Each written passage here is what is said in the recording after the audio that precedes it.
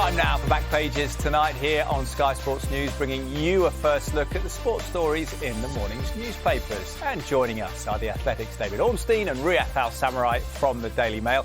Welcome to you both. Let's quickly run through the back pages as they reach us after a busy night in the Champions League and elsewhere.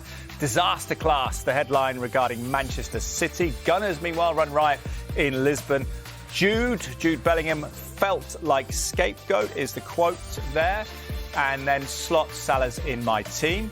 Guardian, front page of the sport for them. I felt the scapegoat. Bellingham laments media treatment on England duty. City's misery goes on as a big win slips away. And United, Manchester United that is, spent £8.6 million sacking staff in drive to cut costs. In the Times, Bellingham, I was Euro scapegoat, and calls for the RFU's chief executive Sweeney to go about his salary. Southgate, meanwhile, former England manager, may quit football. Telegraph, for front page of Sports Supplement, total meltdown, and they also cover that story in rugby union. Sweeney's position, quote unquote, untenable. Back page, more blues for Pep, and Stokes says I was selfish during the Pakistan tour. Cricket line. And the cricket's also on the back page of the Metro as well. Ruined Stokes, nearly left the tour after break-in. Bellingham says I was Euro scapegoat, and Slot mows more in than out.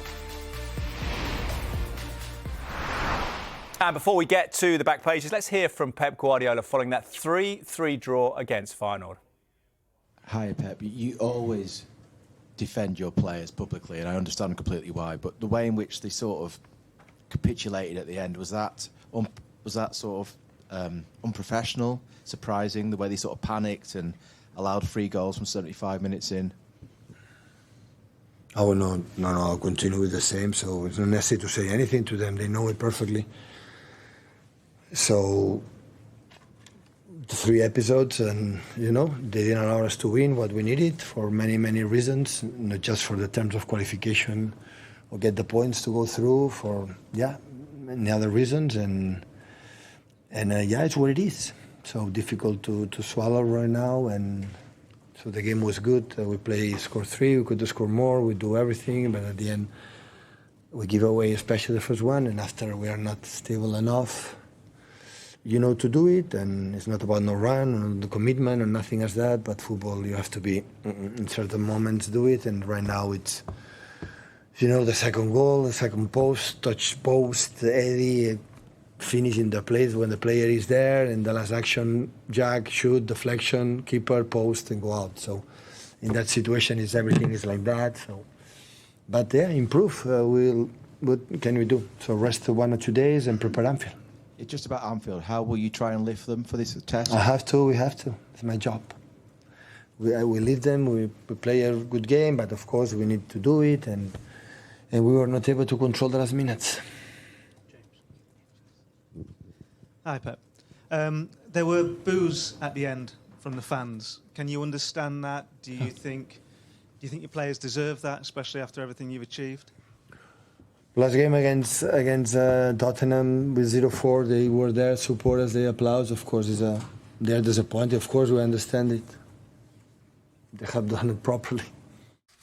OK, Pep Guardiola in a pretty candid mood there again. Back page of The Sun says disaster class. City winless in 6 as 3-goal lead is blown in 14 minutes. It's a record capitulation, David, by Champions League standards. Have we entered crisis territory now? What's your take? By City standards, it is a crisis, yeah. The records for unwanted reasons are starting to tumble. They don't look like they know how to get themselves out of this at the moment. If you actually saw Pep Guardiola post-match, his face literally looks battered. He's going through agony right now. His players are bereft of their confidence. They were booed off at the end. There's just a sense of forlornness at the Etihad at the moment. But the one thing that's vital to add is that City are a team and a club of immense quality on and off the pitch. And if anybody can turn it around, it's them.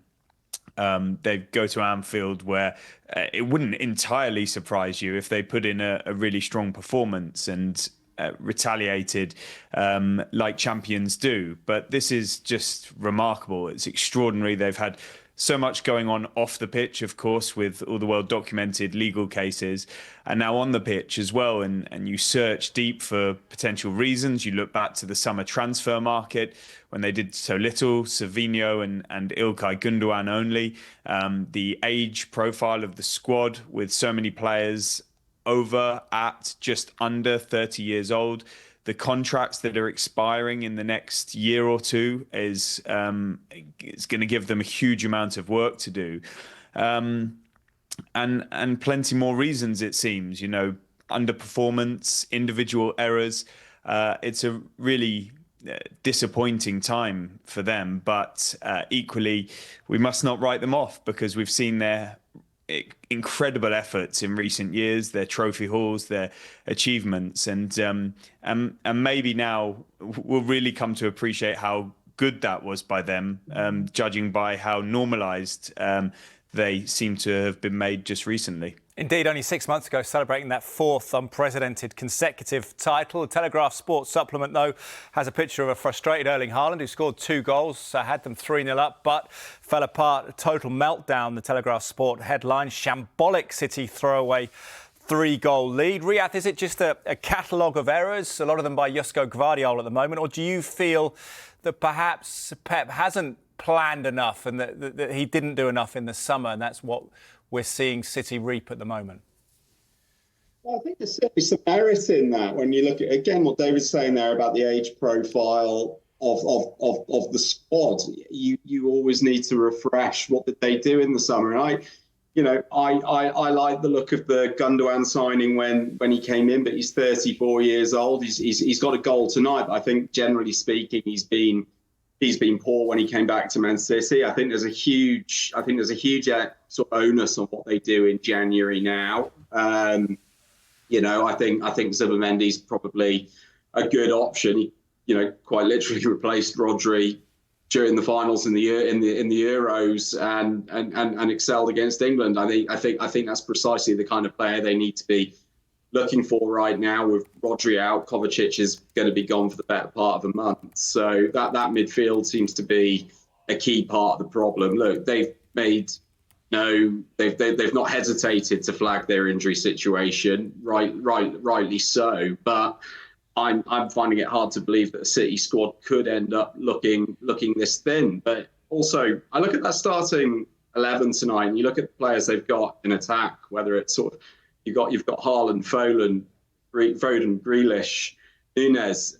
You've got Silva in midfield. This isn't a squad that should be going 6 games without a win. It really is remarkable that this is happening. And to go through that game tonight, and particularly the last quarter of an hour, that is unrecognisable as Manchester City. To see them that frail, that lack of confidence. The defence in the last 2 games as well. Now we're talking about sort of 7 goals across this.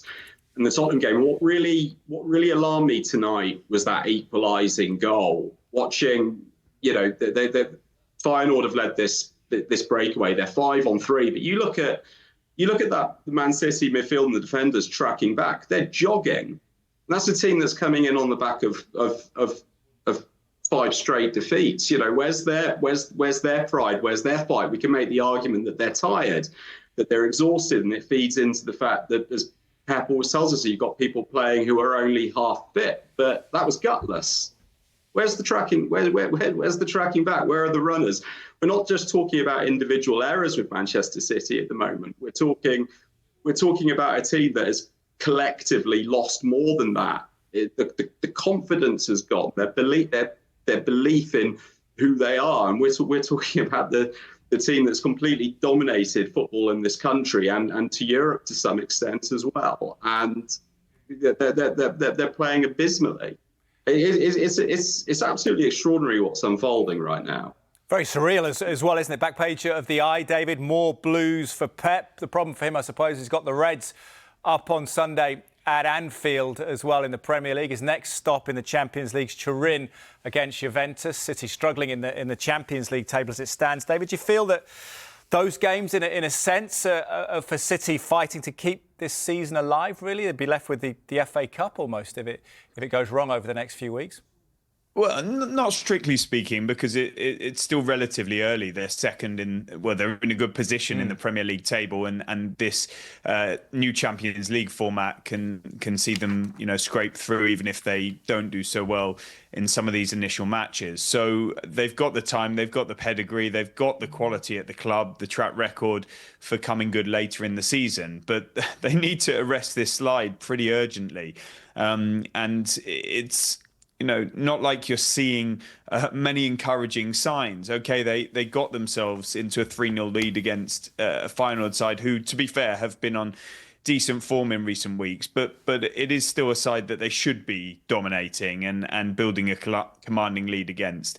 And then the way they sort of fell apart, whether it's exhaustion or they just don't have that sort of self-assured side that we're so used to seeing from them. And then the way that Pep Guardiola reacted on the touchline to even the first goal, it was almost like there was a sense of foreboding in him, and then that sort of manifests itself in the crowd and the team as well. Something's not right there at the moment. And, you can legislate in the first couple of games, and they've had bad runs in the past, but they've always turned it around pretty swiftly, and it's just not happening at the moment. So, no, I don't think that their season's about to fall apart in the next couple of weeks. But certainly, there's the potential for it to be dented further. And I don't think Liverpool will be licking their lips about playing Manchester City. Nobody would be. However, they're on good form themselves, certainly in terms of results more than performances. They've got great momentum in the Premier League. Just imagine the Anfield crowd that we're going to sample on Sunday. It's going to be rocking probably even more than normal, because they probably taste blood and they sense that City could be humbled here, and it's going to take a real effort from City. They're going to have to dig deep into their reserves and experience to try and arrest this, and they can do it, but they need to start moving sooner rather than later, or come Christmas period, turn of the year, then that's when it can start to get away from teams, as we've seen before. Absolutely huge game on Sunday at Anfield, live on Sky Sports. Arsenal with a huge win tonight against a team that had beaten Manchester City 4-1, 5-1 in Lisbon. The headline on the back page of The Sun: Gunners run riot in Lisbon. Arsenal Blues sporting to pieces in their biggest Champions League away victory for 21 years, reports Jordan Davis. How impressive were they, Riyadh? Brilliant. I think Arteta was saying before the game that he wanted a little bit more ruthlessness in these away games. Sometimes the goals have been a bit harder to come by, and obviously the recent run of form prior to the Forest game hasn't been great, and they've just gone and completely blown away Sporting. Now look, obviously Amorim's gone there, so you would expect a degree of disruption from the side that beat Man City, but Arsenal have dismantled them. I was watching Saliba quite closely, and I felt like he bullied Bukaresh. So that's not an easy thing to do.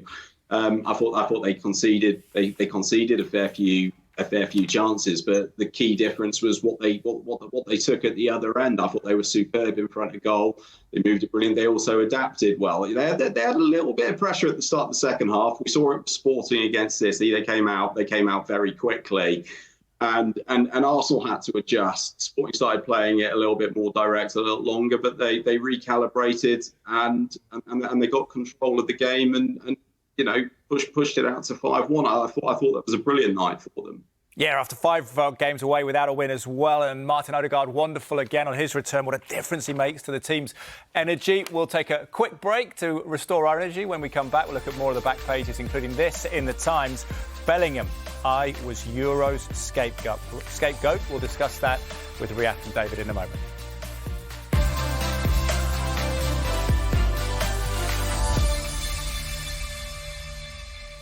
Welcome back. You are watching Back Pages tonight, and welcome back to the Athletics football correspondent David Ornstein and Riyadh Al Samurai from the Mail. Let's go to the back page of the Times. David, come to you. The big story here, covered a lot of the papers. Bellingham, I was Euro scapegoat. Midfielder lost smile after England's final defeat reports Paul Joyce. David, what were your impressions of what were quite some hard-hitting words from Bellingham 4.5 months on from the Euros? Yeah, first of all, we should credit Jude Bellingham for speaking so candidly and putting it out there. We're always asking as journalists and the media for people to front up, and that's exactly what he's done, and articulated his views, which have clearly been pent up inside him, to the extent that he's revealed that some members of the media visited his family, their home, his grandparents, and that was something he now says he should have spoken about at the time, but felt it was a sort of personal matter. If we cast our minds back, it was a difficult period for him during that tournament. He was obviously front and centre. I think there was an Adidas advert that was focused on him, and there was that goal celebration where you could see him sort of mouthing sort of words to the effect of who else when he scored that spectacular goal. And he saved England. He kept them in the tournament, let's not forget, and probably Gareth Southgate in a job for a period of time. Scored England's first goal there as well. And so you can maybe understand that he feels that the scrutiny around him was disproportionate. He's an incredible generational talent. You're going to have the highs and lows, but he's performing for one of the most high-profile countries in football, and also for arguably the biggest club in the world, and he's doing a mighty fine job of that at a young age. He's a brilliant player, and he's also a very good talker. But this is, as he says, part and parcel of the game, and he's had to get used to it. And now he's getting his sort of smile back, he feels, with England under Lee Carsley, and it will go on to Thomas Tuchel now. So, yeah, you want to see these players happy and doing well, and it was uncomfortable listening, but fair play to him for fronting up.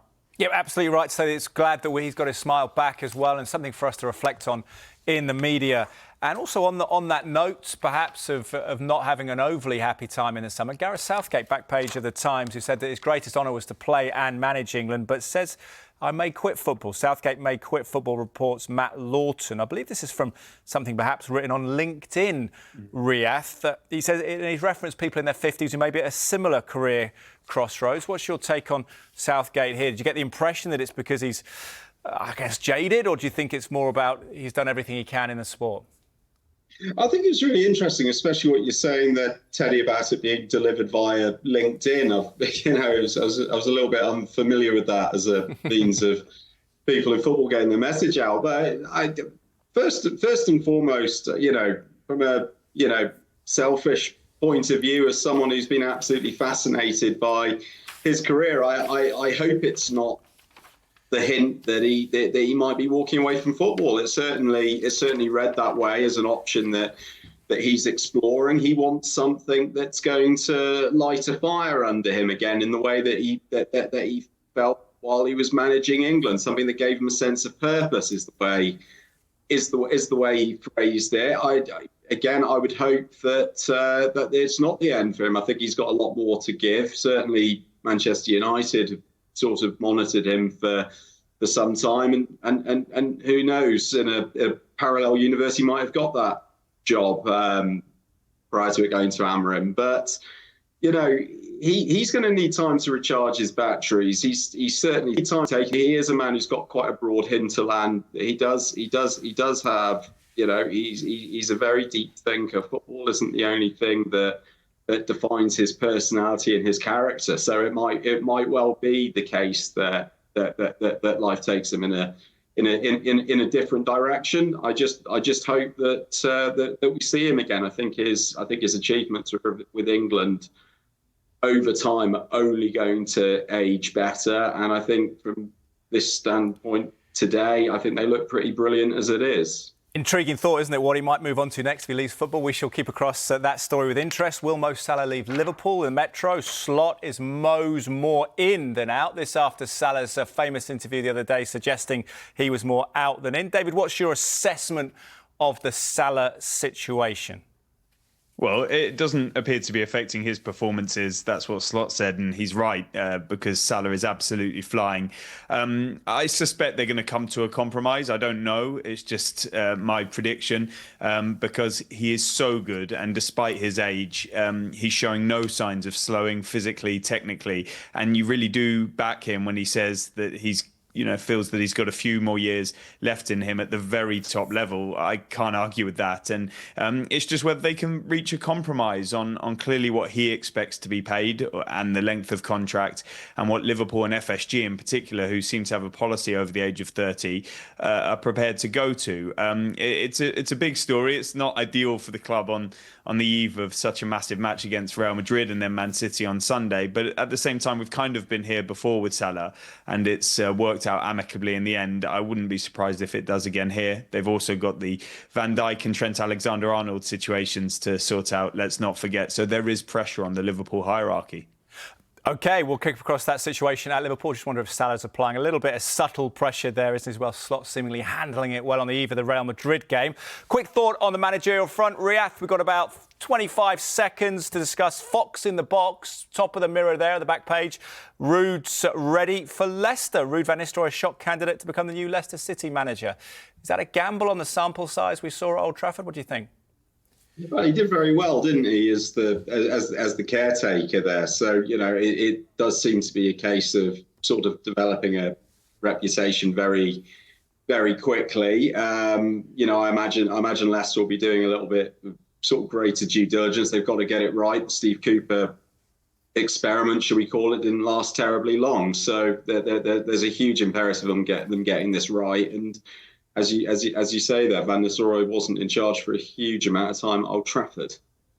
OK, well, Riyadh, they're going to stay with you as well. We'll keep across that situation with Leicester City. Potter ruled out, they say, he was a candidate in the summer.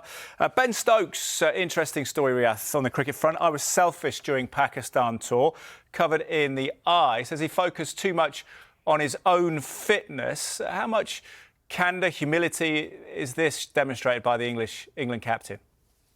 I think in light of what he was dealing with, he had a right to be selfish. Of course, there was the burglary at his home while they were in Pakistan. He was struggling with that hamstring injury, but we did see it sort of affect his behaviour out there. He was pretty grumpy in the field with a few of his teammates. It was out of character. They've got to New Zealand and had sort of clear the air talks, but I would have thought that he had so much standing within the squad, they probably weren't necessary. But it showed some good leadership from him that he chose to do it nonetheless.